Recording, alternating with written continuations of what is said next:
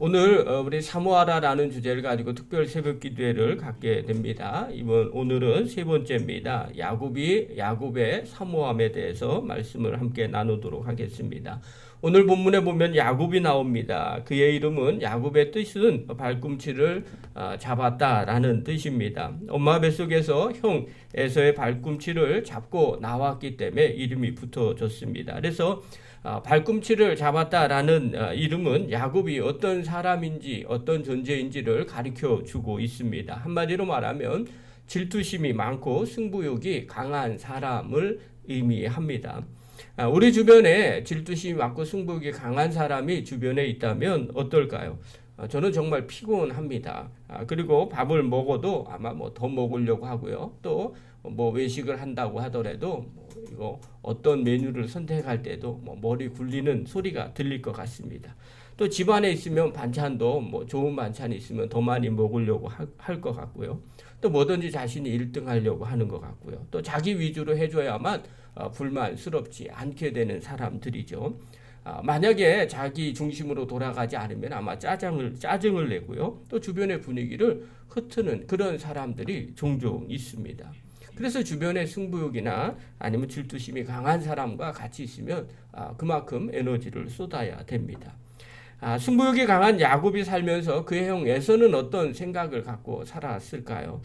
제가 보기에 좋은 관계는 아니었던 것 같습니다. 무엇보다도요, 장자의 축복을 차지하겠다는 생각을 하고 아버지와 형을 속이는 야곱을 그들이 몰랐을까요?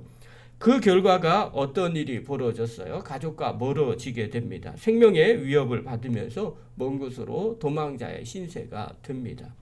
또 승부욕이 강한 야곱이 도망가서 삼촌 라반의 집에 들어가서 라반과의 관계는 어땠을까요? 아름다운 라헬을 붙잡았습니다. 그런데 그 대가가 아주 상당했습니다. 언니 레아와 라헬 사이에 다툼이 늘 있었습니다. 또 야곱은 첩까지 두었어요. 그럼에도 불구하고 그의 가정은 행복하다고 말할 수가 없습니다. 또 삼손 라반과 그의 아들들과의 관계는 또 어떠했을까요? 재산을 모으는 일에 야곱은 아주 열심이었습니다. 그의 마음이 재산을 증식하는데 관심이 있었기 때문에 그렇습니다. 이런저런 방법을 가지고 좋은 것을 취하게 됩니다. 그 결과 어떤 일이 벌어지냐? 라반의 아들들과 또 라반과 불화가 시작이 됩니다. 결국 그 삼촌의 집에서도 살 수 없이 떠날 위기에 처해 있습니다. 이런 생각을 하면 야곱의 삶이 참 좋은 삶은 아닌 것처럼 느껴집니다. 또 어떤 사람들은 이렇게 이야기를 하면 이런 질문을 할 수도 있어요. 야곱이 자기 인생을 잘 살겠다고 승부사처럼 사는 게 죄인가요? 자기 마음속에 무엇인가 품고 이 땅에서 이루려고 하는 게 꼭 나쁜 일인가요? 아닙니다. 저에게 이런 질문을 한다면 저는 아니라고 대답합니다. 문제는 그 야곱의 삶의 태도에 문제가 있었다는 겁니다.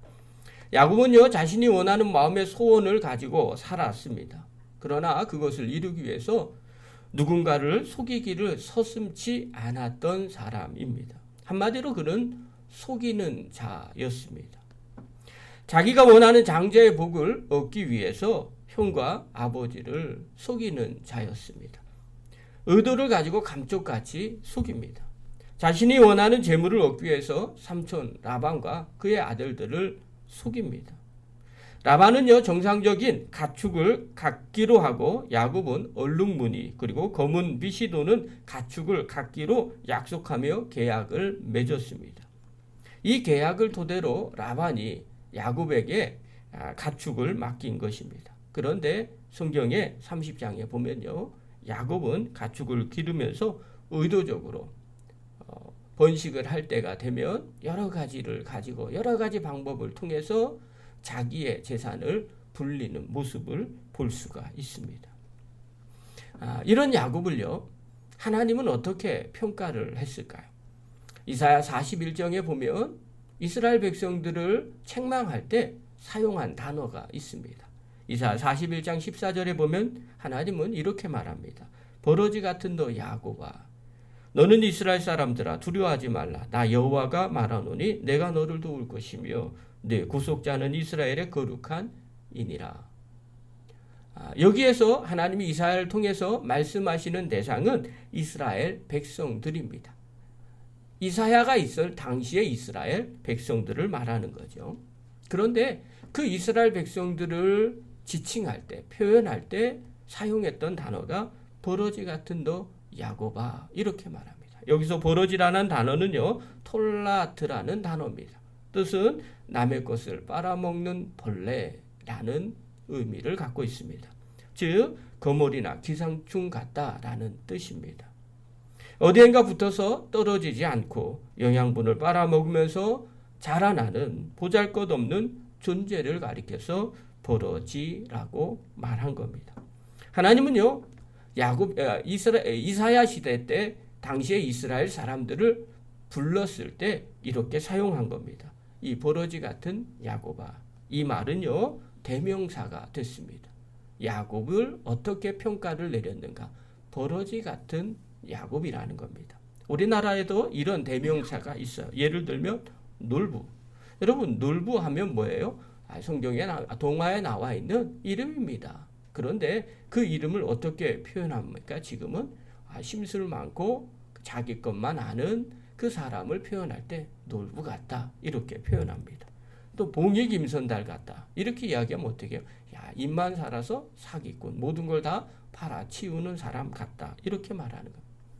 또 카사노바라고 하면요, 실제로 있었던 사람입니다.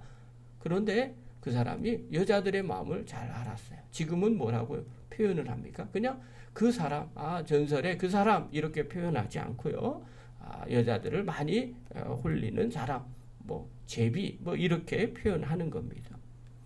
야곱에 살았던 삶을 버러지 같은 야곱아 이렇게 표현했다는 것은요, 하나님은 야곱을 어떻게 평가를 내렸느냐, 버러지 같은 인생이라는 겁니다. 여러분, 내가 원하는 것을 간절히 사모했는데 그것이 과연 버러지 같은 인생입니까? 아니요. 그의 삶의 태도가 그랬다는 것을 말하는 거예요. 우리는요, 장자의 축복을 받았을 뿐입니다. 야곱은 그렇게 항변할 수 있어요. 부자가 되고 싶었을 뿐입니다. 그게 뭐 잘못입니까? 오늘날도 다 그렇게 하는데요. 내가 좋아하는 여인과 결혼하고 싶었을 뿐입니다. 오늘날 다 그렇게 생각을 합니다. 내 인생인데 내가 원하는 대로 사는 게 뭘 그렇게 큰 잘못입니까? 그런데 하나님은 그렇게 표현한 게 아니라 너의 태도에 문제가 있다는 겁니다. 문제는 그것만 이루려고 수단과 방법을 쓰지 않는 너의 모습이 버러지다 이렇게 표현한 겁니다. 저는요, 이때 당시로 돌아가면 야곱에게 물어보고 싶습니다. 야곱 선생님, 그렇게 자신이 원하는 대로 목표를 잡고 수단과 방법을 가리지 않고 살았더니 이제 어떻습니까? 행복하십니까? 이렇게 물어보고 싶습니다. 야곱은요, 마음에 원하는 것을 다 이루었습니다. 부자가 됐고요, 장자의 축복권을 받았습니다. 그리고 아내도 있습니다. 그러나 그의 삶을 보면 행복은 없습니다. 늘 쫓겨다닙니다. 늘 불안합니다. 원하는 것을 이루었는데 무엇인가 불안해지고 결국에는 도망자가 됩니다. 형 에서에게 죽을 뻔했어요. 삼촌 라반에게 죽을 뻔합니다. 가족들을 떠나서 도망자의 신세가 됩니다. 우리가 눈여겨봐야 될 대목입니다. 사랑하는 성도 여러분, 우리는 우리가 원하는 것을 지금 다 이루고 있습니까? 내 마음에 원하는 것을 이루려고 수단과 방법을 가리지 않고 애쓰고 있습니까?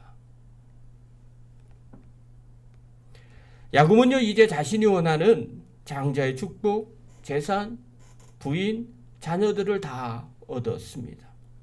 그러나 더 이상 라반의 집에서 살 수 없는 존재가 되었습니다. 여기 있다가는 다 죽게 생겼습니다. 여러분, 아무리 모든 것을 갖고 있다 할지라도 죽으면 이 모든 것이 무슨 소용이 있겠습니까? 고향을 떠나 갈 수밖에 없게 되었습니다. 또 외삼촌 라반의 집에도 있을 수가 없게 되었습니다. 그리고 그 집을 떠나는 순간이 옵니다. 야복 강가에 이르렀습니다. 이제는 진퇴양난입니다. 형 에서가 400명의 군사를 데리고 야곱에게 오고 있다는 소식을 듣게 됩니다. 이때 야곱이 기도한 내용이 있어요. 창세기 32장 10절에 보면 이렇게 말합니다. 나는 주께서 주의 종에게 베푸신 모든 은총과 주의 진실하심을 조금도 감당할 수 없사오니 내가 이 지팡이만 가지고 이 요단을 건넜더니 이제는 2때나 이루었나이다. 내가 주께 간과하오니 내 형의 손에서 에서의 손에서 나를 건져 내시옵소서. 내가 그를 두려워함은 그가 와서 나와 내 처자를 칠까 겁이 나기 때문입니다.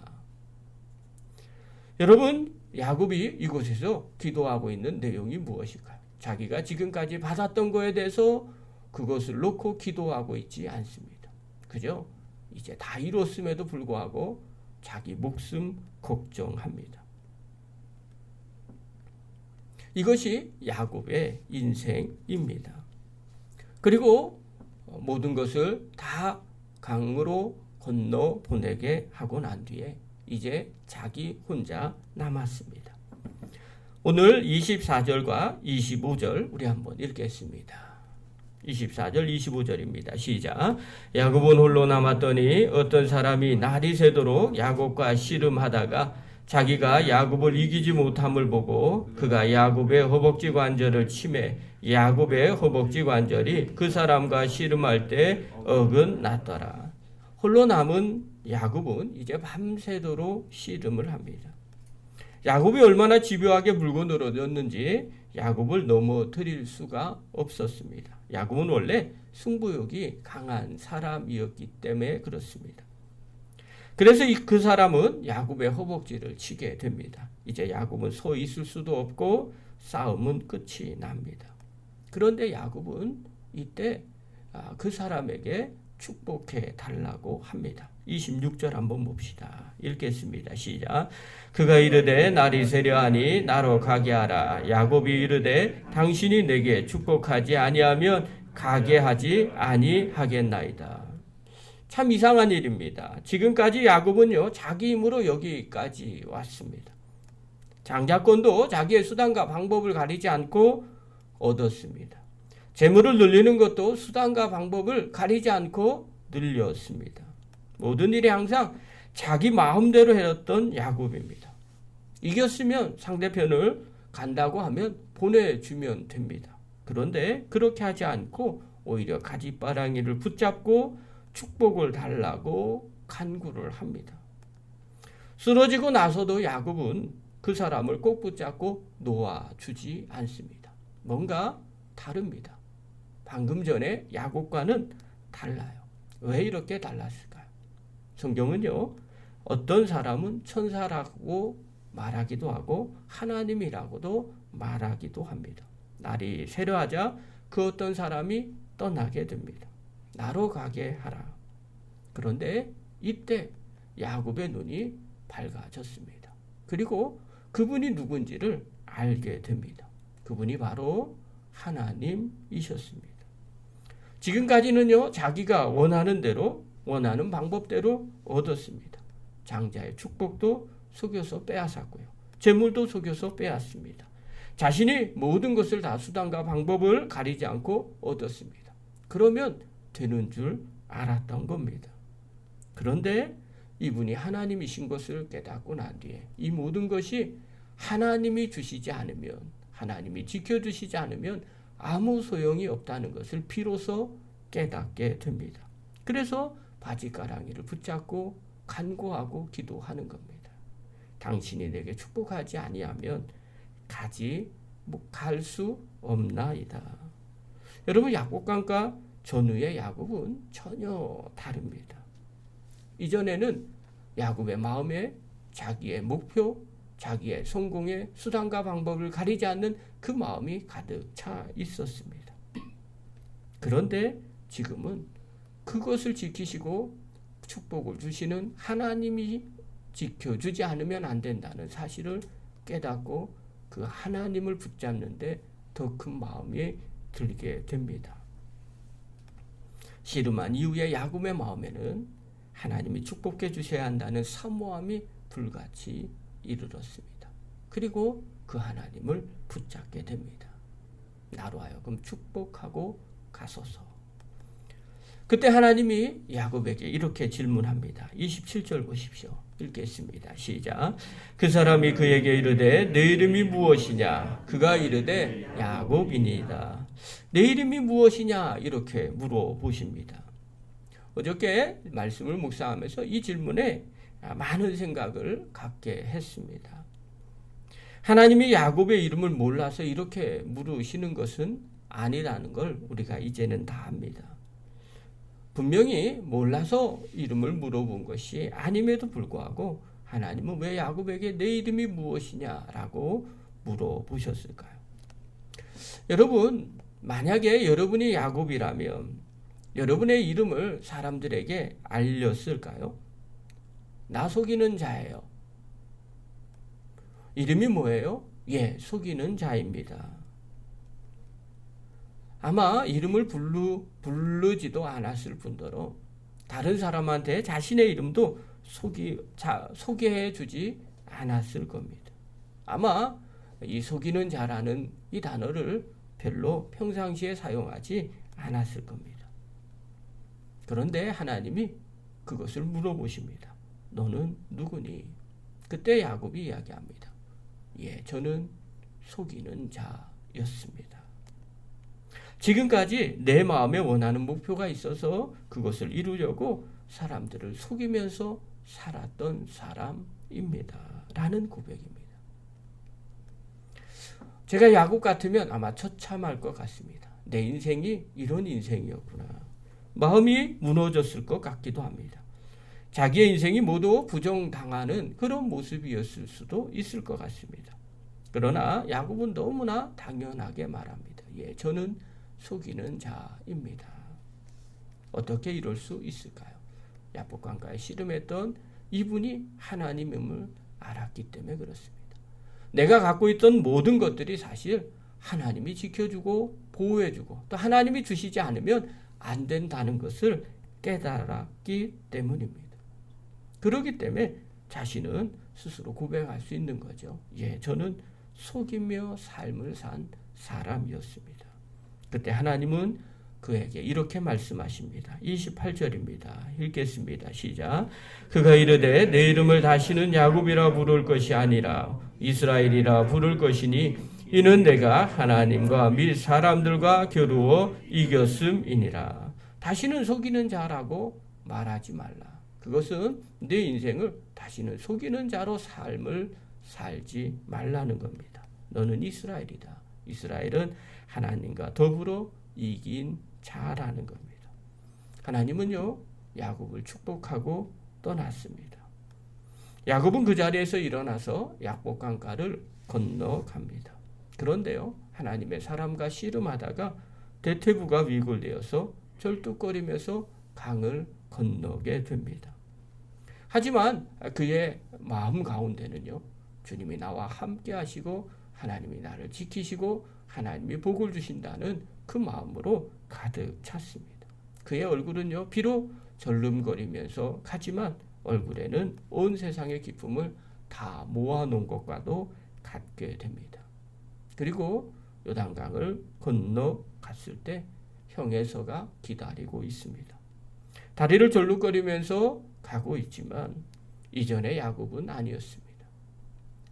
에서가 자신을 죽이려고 찾아왔지만 결국 하나님이 그의 생명을 지키시고 보호해 주시고 에서의 마음도 바꿔 놓았습니다. 그의 삶은 이제 장자의 축복의 삶으로 다가갑니다. 세상의 부귀영화가 자기 마음대로 되는 줄 알고 수단과 방법을 가리지 않았던 야곱이 아니었습니다. 하나님이 축복하지 않으면 안 된다는 사실을 깨달은 야곱이었습니다. 야곱의 마음에는 이제 하나님이 주시지 않으면 안 된다는 마음으로 간절했습니다. 사랑하는 성도 여러분, 우리가 하나님을 만나지 못하면 우리는 힘이 있어야 하고 능력이 있어야 하고 유능한 사람이 돼야 하고 지식이 있어야 되고 건강해야 되고 돈이 많아야 하고 싶은 일이라면 무엇이든지 다 할 수 있어야 하고 자기 마음먹은 대로 모든 것을 할 수 있어야 된다고 생각을 합니다. 그러나 하나님이 원하는 것은 이 모든 것이 하나님이 주셔야만 가능한 것을 깨닫고 하나님을 의지하는 사람, 하나님 밖에는 없다고 고백하는 사람을 찾고 계십니다. 야곱의 마음에 무엇을 사모하고 있습니까? 이제 우리의 마음에 무엇을 더 사모하고 있어야 할까요? 야곱강가 이전에 야곱의 마음에 사모한 것이 혹시 우리 마음에 가득 차고 있지는 않습니까? 아니면 야곱강가에 씨름하고 난 뒤에 정말 하나님이 함께해야만 복된 인생이라는 것을 깨닫고 그 사모함으로 가득 차 있을까요? 사랑하는 성도 여러분, 오늘 영상을 보는 귀한 성도 여러분, 우리 안에 정말 무엇이 가득 차 있는지 생각해 보시기 바랍니다. 그리고 다시 한번 점검하시고 정말 주님과 함께 함으로 말미암아 하나님이 주시는 진짜 복, 또 세상의 것을 갖고 있다 할지라도 하나님이 지켜주시고 함께 해야만 된다는 그 사모함으로 가슴 벅찬 성도들이 되시기를 바랍니다. 그리고 그 사모함을 가지고 하나님 주시는 복을 누리는 저와 여러분 되기를 간절히 축원합니다.